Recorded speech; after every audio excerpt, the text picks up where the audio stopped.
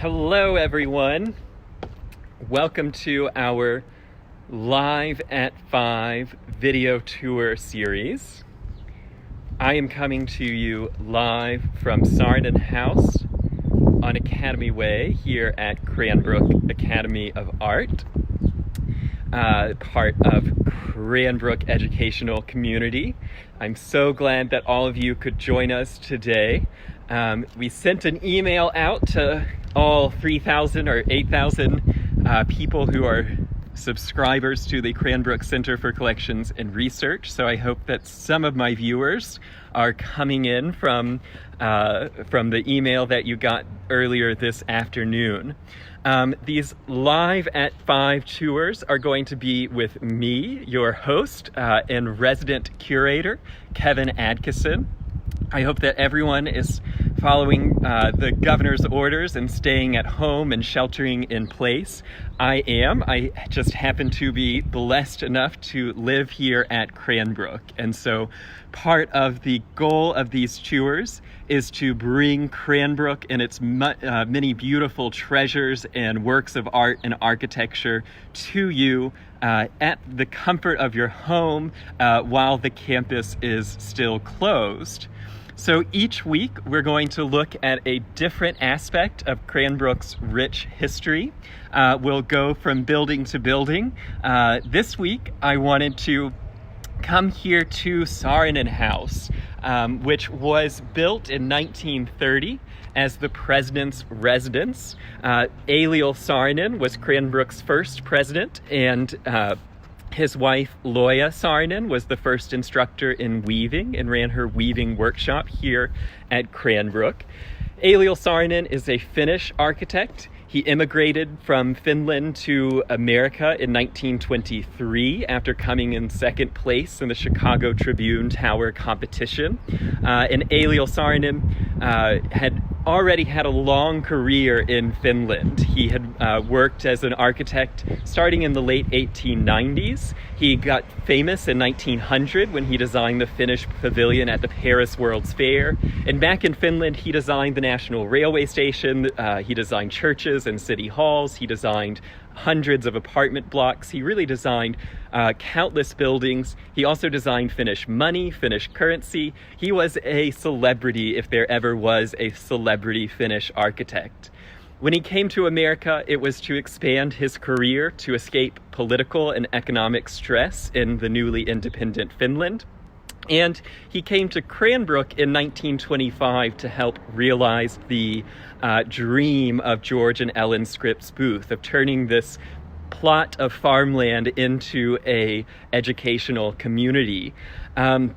Eliel Saarinen came first as the architect, actually first as architectural consultant. He was given the job of architect, and in 1932 he was elected to become president of Cranbrook Academy of Art. And so he served in that role until 1946, and in those sort of dual roles he built the president's residence for himself, and he was the architect because he was Cranbrook's architect.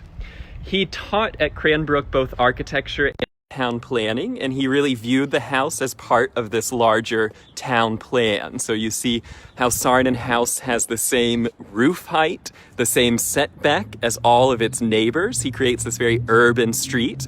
All the buildings on Academy Way have the same garden wall, the same height. And then they're set back to create this really urban corridor of attached homes and row homes, as well as the artist studios and the student dormitories are all along this same street. You'll notice it is a duplex. It's attached to Carl Millis's house, where the current director of Cranbrook Academy of Art and her husband live. But we're going to focus on Saarinen House today. He was not vain enough to label his own house. This came in the 1950s as an honorific. It was added by Henry Scripps Booth a little bit later after his death. Now, I don't want to get sucked into trying to give you a 90-minute tour in just half an hour or 45 minutes, so I wanted to focus today on just one aspect of Saarinen House and how they lived in the house. And I thought long and hard about what we would focus on. And I thought what might be most interesting for us today is to think about the friends and visitors that came to Saarinen House. They lived in this house for 20 years. Eliel Saarinen, as I mentioned, was a celebrity architect in Finland, and he was a celebrity sort of coup for George Booth to come and build here at Cranbrook. Frank Lloyd Wright, great frenemy of the Saarinens, he was always mad at George Booth for getting a European to come and build Cranbrook. But for George Booth, Eliel Saarinen brought an enormous amount of experience, but also a lot of international cachet.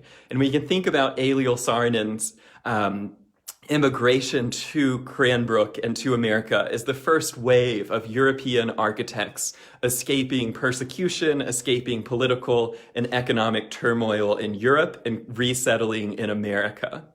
So he was here as president of the Academy. He was also here as the magnet for getting students to come to this new experimental school. And while he was here, he used this house as entertaining. And so when you first come into the house, you can check yourself out in this great mirror, which has the same sort of setbacks that we saw on the outside of the house, telescoping into the mirror. You also see the same telescoping up on the ceiling, leading up to the lights. And then you have the bench, a hard bench to put your fur hat on, and then a soft bench for you to sit on so you don't get the sort of, you don't rub your top hat against the boucle fabric. It stays perfectly smooth. Now, I will kick my shoes off because we don't wear shoes in the house, and I will cut across what one student said was the most terrifying 12 feet at Cranbrook, because from the front door into the living room, you have to cross this threshold where you can't see in, you can't see who is already in the reception. And so you have to really commit to coming into the president's residence. And then you're welcomed into one of the great Art Deco interiors in America, especially compared to the outside of the house with its real simplicity of brickwork and leaded glass. You get inside and it is a total jewel box. Now, it is the Art Deco style, but it is executed in an arts and crafts manner. Everything that George Booth did was really in service to the craftsmen and in celebration of handmade items. And so things like the furniture were all handmade at Cranbrook using tropical hardwoods and exotic hardwoods. And it was all handmade by a Swedish craftsman named Tor Berglund, who immigrated just to work here at Cranbrook in the cabinet shop. And you can see there the gentle curve of the piece. I mentioned that we were going to be talking about the friends and visitors to Saarinen House. A sort of core group of visitors would be the students. So the Saarinens were regarded as incredibly formal, much more formal than the Booths, much more formal than these sort of, Midwesterners here in Michigan. And so the Saarinens they had these student teas and student lectures, and the students would get very dressed up for them because they knew the Saarinens would be very dressed up. And when it was the weaving students, Loja would sit on her carpet couch, her bench raya. Eliel would sit in the box chair at the corner, and then they would have the students sort of sit out on the rug and listen to the Saarinens talk about Finland, talk about art and design. And the bench raya is the most unusual seating form in the house. If you believe that an inanimate object can be political, this one certainly is. This was part of the Finnish nationalist movement. Eliel Saarinen had a hand in reviving this furniture type in 1900. The Finns were fighting for independence against the Russian Empire, and they wanted a distinctly Finnish way of sitting. And so medieval Finns would apparently take animal skins, roll them from the cold stone wall over the stone bench, and then sort of wrap up almost like a carriage blanket. And so Saarinen and his fellow members of the Finnish National Romantic Movement, which is a variation of the arts and crafts movement, they sort of revived this seating type, and they did it in buildings all around Finland. By 1930, This has become well established as a sort of marker of Finnish independence and Finnish solidarity. And so Saarinen does it again here at Cranbrook. If you look up online some of Saarinen's earlier bench rayas, they're much furrier. Here, it's a warmer climate. And so it's this sort of low pile, no longer a shag rug. And it has taken on the sort of lines of the Art Deco. And all of these rugs were hand-woven at Cranbrook under Loja Saarinen's direction. And so when Loja would sit here and Eliel would sit there, they were actually often talking to some of the Finnish and Swedish weavers who came over to America just to weave these handmade rugs. And so everything that you're seeing as far as textiles in the house come from Cranbrook. Now, next, a friend of the Saarinens was Mary Chase Perry Stratton, the great Detroit ceramicist who established the Pewabic pottery. And this fireplace was made for the Metropolitan Museum of Art in 1928 for an exhibition there called The Architect in the Industrial Arts. And one of the friends that the Saarinens had was the curator at the Met at the time, and he was involved in both establishing this room, and he was actually invited by George Booth to come and work here at Cranbrook. He did decline. And so Mary Chase Perry Stratton would have absolutely been a guest who came and saw this fireplace that she made for the Met. After it was deinstalled at the Met, the Saarinens brought it back and installed it here in the president's residence. Now, I left my gloves out here, so let me get my gloves, because the next friendship that I want to talk about is the friendship of George and Ellen Booth with Eliel and Loja Saarinen. Now, the Booths are the reason that Cranbrook exists. It is their fortune made in newspaper business that built Cranbrook, and they really enabled the Saarinens to execute these magnificent designs. George Booth was involved in all aspects of the building of Cranbrook, but here at Saarinen House, this is really the Saarinens' taste. George Booth gave a couple of books, though, to the Saarinens in order to outfit the library here. And the books that the Saarinens read, it's very hard to put on gloves one-handed. The books that the Saarinens read were in the languages that they spoke. And they would bind the books to match the house. And so these gold and red bindings were done just to coordinate with the home. The books are in Swedish, Finnish, French, German, and English. Those are the languages that the Saarinens spoke. And then Eliel also spoke Russian. So this is a gift, 2 books, Pericles and Aspasia, from George Booth. If we open it, we can see the Saarinen bookplate here, which is depicting their home Vitrask in Finland from 1902. That tower that you see at the end burnt down and was rebuilt eventually by their son, Eero.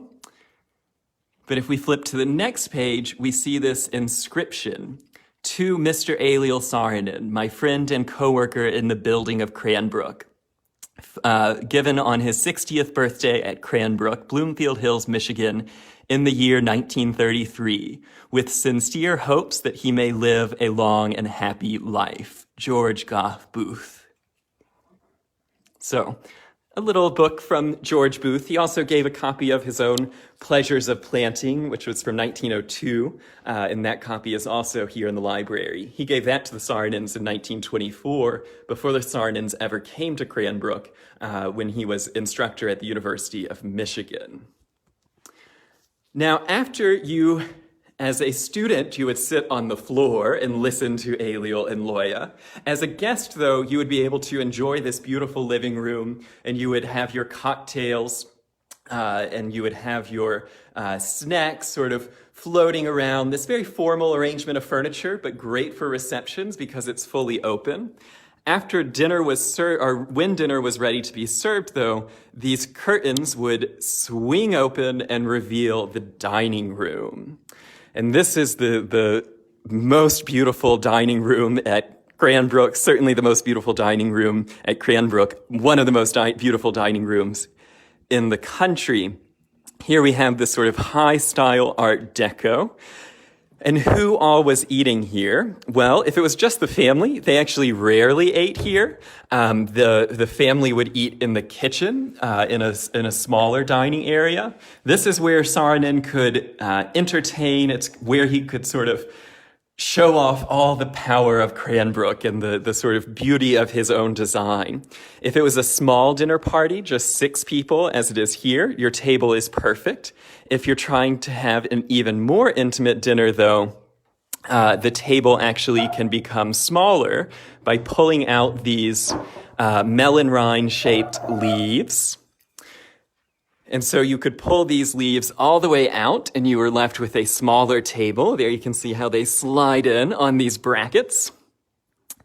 And then the other problem is if you have a smaller table and you are a larger dinner party, you need more seats. And so you'll see that there are 14 chairs in the room. You can slide this leaf out, and then you can bring up a 10-inch section, and that 10-inch section slides into the table, and you can get 14 people around the table at once. And when that 14th person is sitting here at dinner, and they scoot their chair back, the chair will stay on the rug, which passes interior decorating 101, and there's enough room for the servers to get all the way around the fully expanded table. Now, who ate in this dining room? Well, Frank Lloyd Wright, as I already mentioned, was a frequent guest to Cranbrook. Also, Le Corbusier, the great French architect, only came to America one time, and Cranbrook was important enough that he stopped here for an evening. Walter Gropius, the founder of the Bauhaus at Dessau, he came to Cranbrook around 1942. Also, Alvar and Aino Aalto, the great Finnish designers, were frequent guests at Cranbrook. Gunnar Asplund, the Swedish architect, was here. It really was a who's who of architecture eating here at the dining room.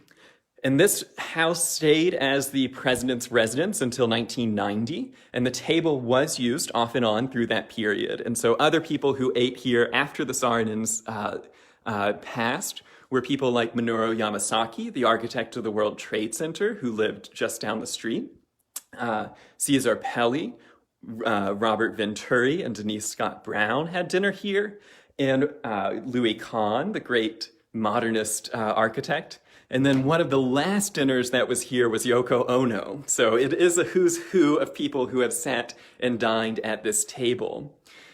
And as they would sit and eat, they would look out into the courtyard, and they would see Aino Aaltonen's sculpture, Kivi's Muse, out in the courtyard. And they would be looking out, those are the Triton pools, so the art museum is just to the left there. They'd be looking out at this terraced landscape. Notice the octagonal pavers on the ground. And then if we step back inside, you'll see that the rug under the table is also octagonal in design. Their friend Greta Skotsker did the fabulous weaving against the wall. She and her husband were major leaders in Finnish business at the Enso company. And so they were big transatlantic Finns who ran business enterprises in New York and in Helsinki. And the Saarinens purchased this out of the weaving workshop of Greta Skotsker sometime around 1938. Now, when Loja Saarinen was serving dinner, what would she use to serve dinner? Well, we can look into her closet, her butler's pantry. So the kitchen is the next room. That is not on our tour. But these are some of the Saarinens' dishes. These are later acquisitions from about 1947 from the Saarinens' daughters and son-in-law's line of home goods that they sold at Hudson's and Macy's, the Saarinen Swanson Group. These ones with the pink rim, these are from Paris. Those were used in the house early on. And then all of the glassware is Swedish orifores. And then over here we see more of that Swedish orifores, and we also come across a photo of Loja Saarinen serving dinner here in the house. She is holding her Chemex, and she is serving coffee on placemats designed by their son, Eero Saarinen, when he was about 9 or 10 years old. Those are part of the Cranbrook collection. And all of it would have been served from the kitchen, which is through the next door, and then the fabulous refrigerator here, Frigidaire refrigerator powered by a motor in the basement, so it would have been perfectly quiet. Now, so they would have been entertaining here, and one thing that they would do, we know this from a newspaper reporter from Milwaukee, Wisconsin, who was one of the first major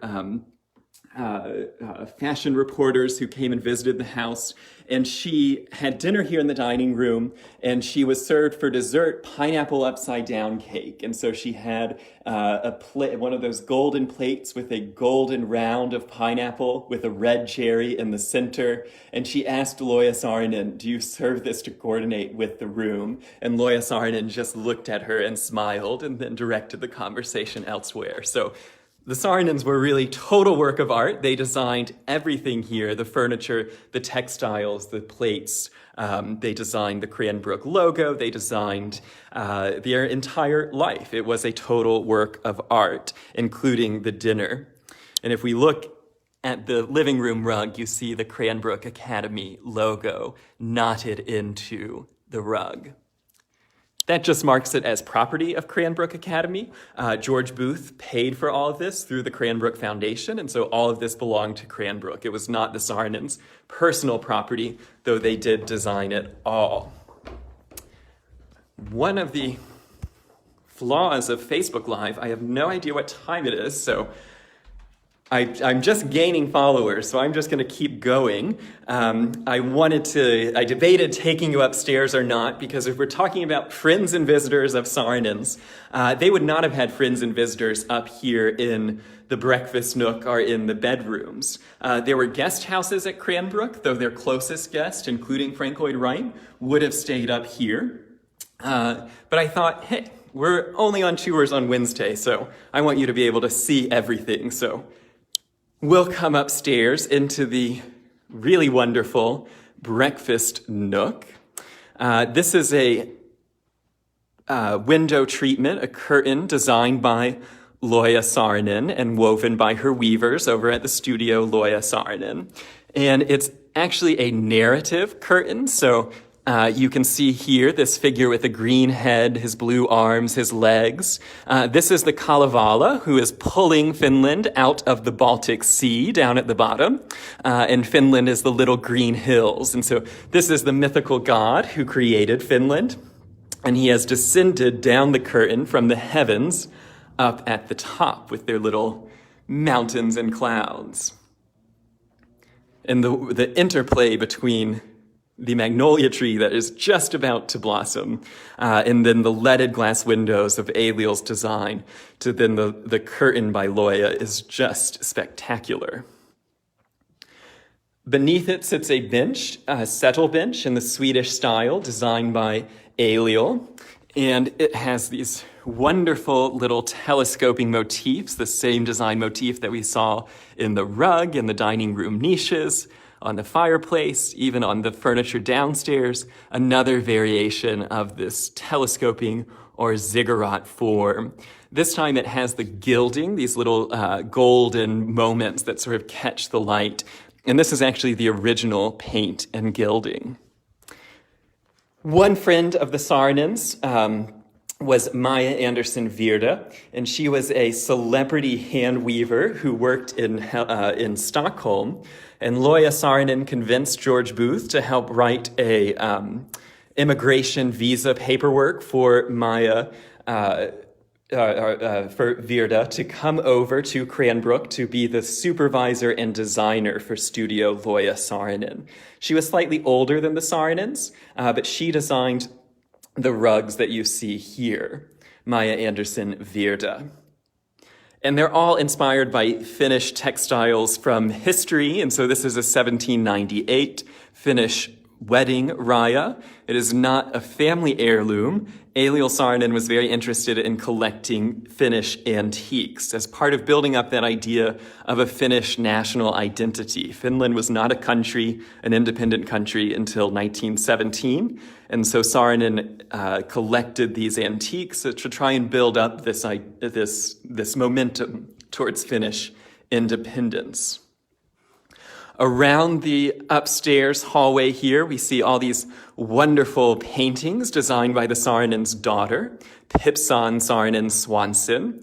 Pipsan was 18 when the Saarinens immigrated from Finland to America. She was living in Ann Arbor with her parents when she fell in love with one of her father's students, J. Robert F. Swanson. And Bob Swanson was from Michigan's Upper Peninsula, and he spoke Swedish as his native tongue. And so he was serving as both a student but also a translator, and then eloped with their daughter.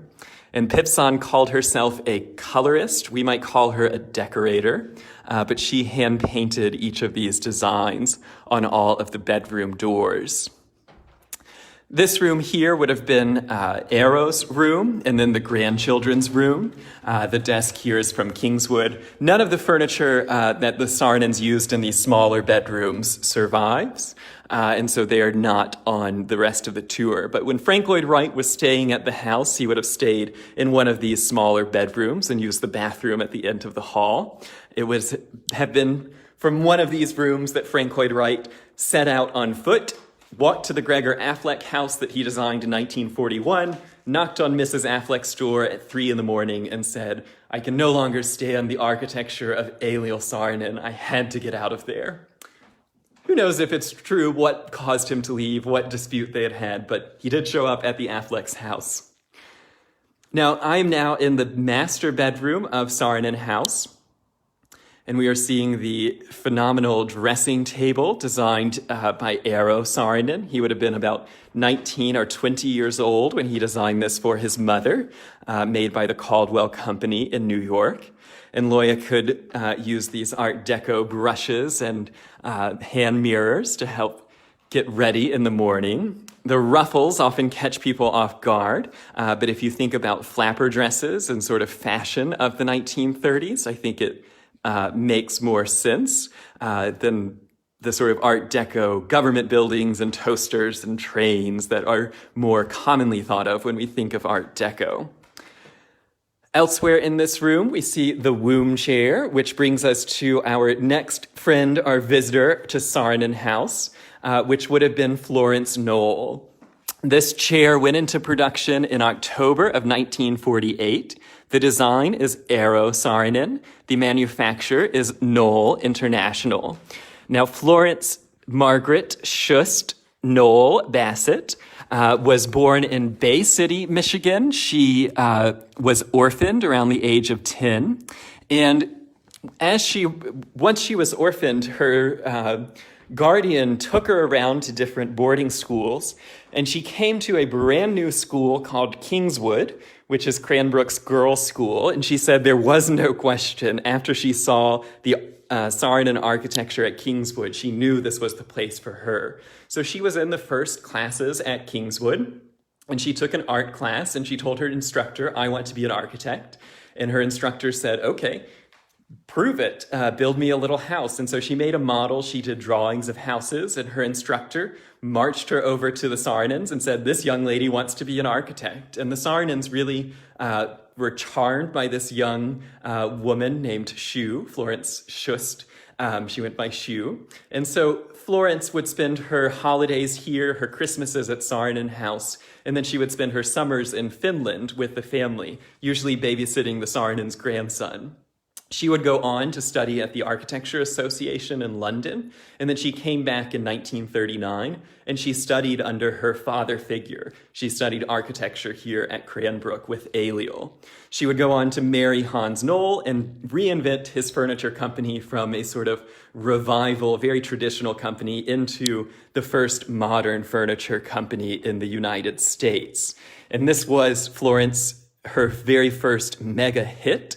It went into production in October of 1948 and has been in production ever since. And so when it came off of the production line, Florence and Eero agreed to send womb chair number 2 back to Cranbrook. And so Eliel and Loja had the second womb chair ever produced here in the master bedroom.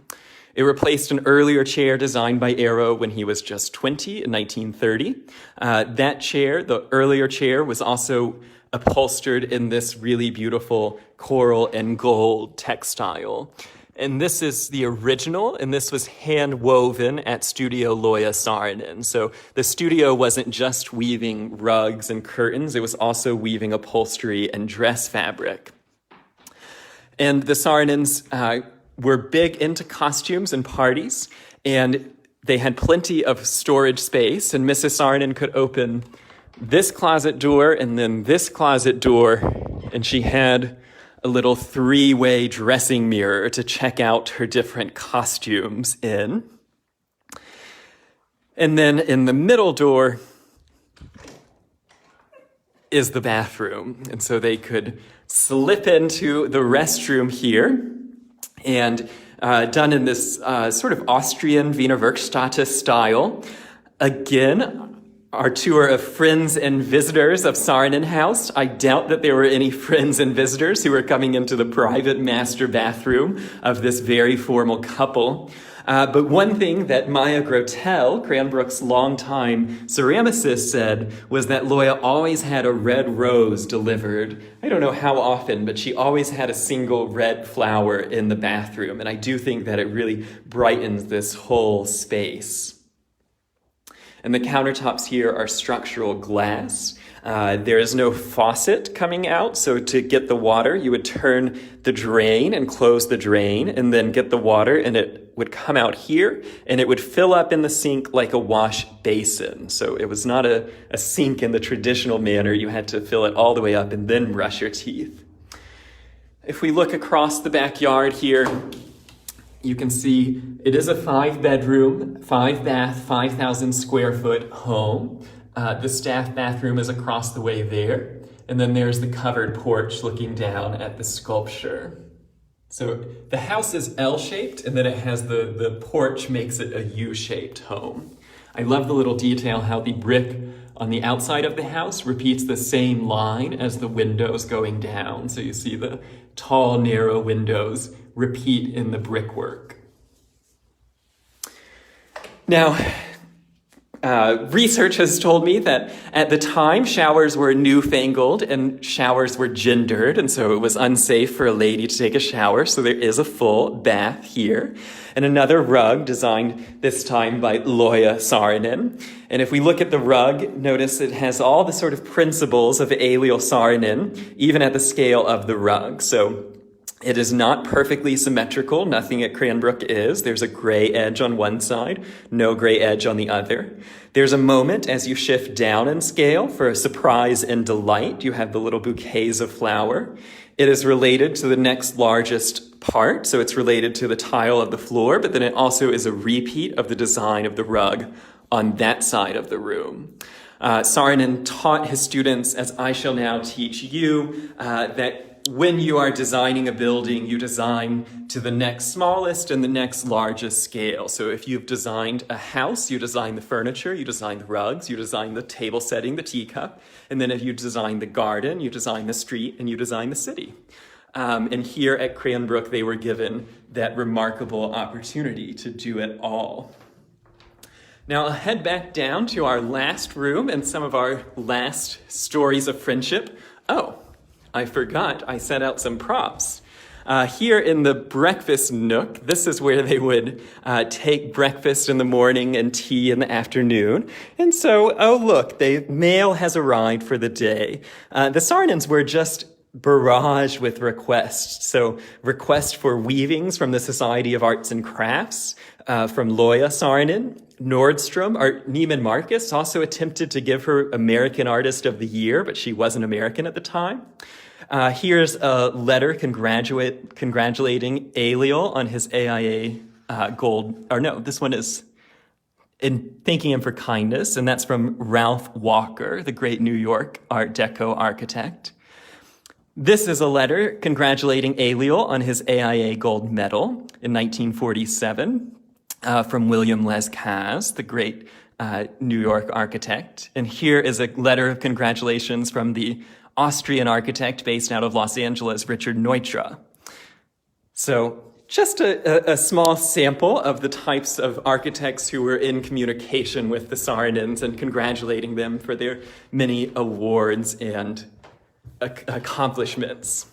So next we're heading back downstairs. If you're wondering, where's that 5,000 square feet? That is coming from the room across the dining room here, the studio. And I wanted to talk a little bit about some other friends, not just our friends, Eero Saarinen's little dolls, which are French and German, but also the fellow artists who were making Cranbrook Academy of Art into an international destination, including painter Zoltán Szepesi, who was instructor in painting and then president of the Academy after 1946. And here is a work by Szepesi of immigrants sailing into the city of New York. So you're looking down the side of a ship towards New York City there. And then on the other side, we have a painting by Wallace Mitchell. Mitchell was a Detroit-born painter who was instructor in watercolors at Cranbrook, and then head of the painting department, head of the art museum, and finally president of Cranbrook from 70 to 77. And so both Wallace Mitchell and Zoltán Szepesi were here one evening in the mid-1940s.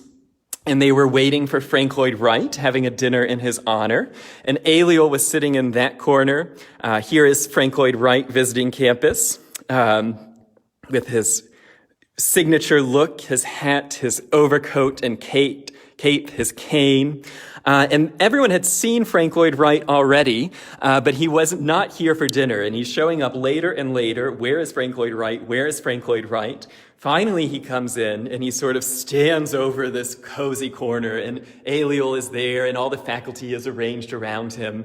And Frank Lloyd Wright said, "I'm late. I was reminding myself what a great architect I am." And everyone sort of, okay. And then Eliel shoots back and he looks over and he sort of says, "Sir, you are often frank, but you are rarely right." So, classic example of two magnificent egos. Now, this next room is the studio, and it's set up right now. The loom would not have been here. That's left over from an exhibition. It's set up now how the Saarinens would entertain students and guests if they were having a new student welcome or graduation tea. But in this room, they would also use it as a studio for the Saarinen firm. And so here you see an image with the drafting table set up. There's Henry Booth on the side, and there's Eliel in the corner. He was a very short little man. And this was never the professional practice of the Saarinen firm. It was much larger than could have fit in this small room. This is where they would woo guests. So you can imagine if you're Mr. and Mrs. Coble or the president of General Motors, you get welcomed into this house, and then you have dinner in that dining room, and then you come back to this room and your drawings and models are all arranged on the table. How could you say no? So this room was really a display space for the Saarinens' practice. And as such, the furniture was adaptable. So another 1775 finish raya, and then this table, which could be used for canapes and punch, but then it could also be used. The drawings would be stored under here. You pull it out, and then the entire tabletop can be extended, and you can display the drawings. And here is a reproduction of Saarinen's drawing for Cranbrook School for Boys. Lastly, I want to talk a little bit about Saarinens and their passion for music. They had a piano in the home right from day one. They had this sort of upright Victorian piano, and their son-in-law, J. Robert F. Swanson, looked at it and thought, that doesn't fit with your Art Deco home at all. And so their son-in-law, Bob Swanson, designed this piano, which was manufactured by the Baldwin Company, by Sommer and Company of New York. And it does still play wildly out of tune. Bob Swanson had a career designing pianos for Baldwin, and these are copies of some of the pianos that Bob Swanson designed in the 1930s. And the originals are in Cranbrook archives. The Saarinens were also close friends with the Finnish composer Jean Sibelius. Sibelius was Eliel Saarinen's best friend. Here you see a telegram during the World War II where Sibelius writes to the Saarinens, "Finland is clad in her winter shroud, and at this hour of her destiny, the eyes of her people are turned towards the west." Saarinen was really responsible for raising a lot of funds for the Finnish people during World War II, working with the Herbert Hoover. He was also involved in the Finnish War Orphan Relief Fund, Loja War Orphan. But she also shipped a lot of excess textiles to Finland and food and things from Cranbrook back to the Finnish people. Now, when they wanted to listen to Sibelius, if Sibelius wasn't here, they could put on a record. And so this is the Saarinen-designed radio cabinet. And you could open this door here, and you could open this door here. There would be an upright radio behind it, and you could adjust the knobs, get the song you wanted, close the door, and then it would come out through the speaker cover here. And so they, I imagine, just replaced the record players and radios until they had gotten something newer as time went on. So now I have an iPod back there that can play as well. And I think we will wrap up this tour listening to a little bit of Sibelius. And so we'll listen to his 1917 hit here.